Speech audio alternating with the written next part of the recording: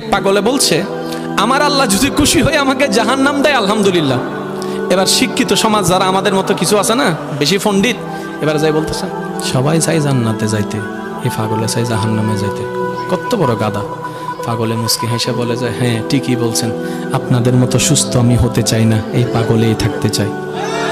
এবার তাদের একটু টনক লটলো, কই কেন? সবাই চাই জান্নাত, তুমি চাচ্ছ জাহান্নাম। বলে যে ভাইয়ারা, আপনারা মনে হয় আমার কথাটা খেয়াল করেন নাই। আমি বলেছি আমার রব যদি খুশি হয়ে, আমার রব যদি খুশি হয়ে আমাকে জাহান্নাম দেয়, আমি সেটাও নিতে রাজি। বলে যে এখনো বুঝলাম না। পাগল বলে জ্ঞান দিয়ে রবের বিষয় বোঝা যায় না, দিল দিয়ে বুঝতে হয়। আরে শুনো, রব যখন খুশি হয়ে যাবে জাহান্নামটা জান্নাত হয়ে যাবে, রব যখন নারাজ হয়ে যাবে জান্নাতটা জাহান্নাম হয়ে যাবে।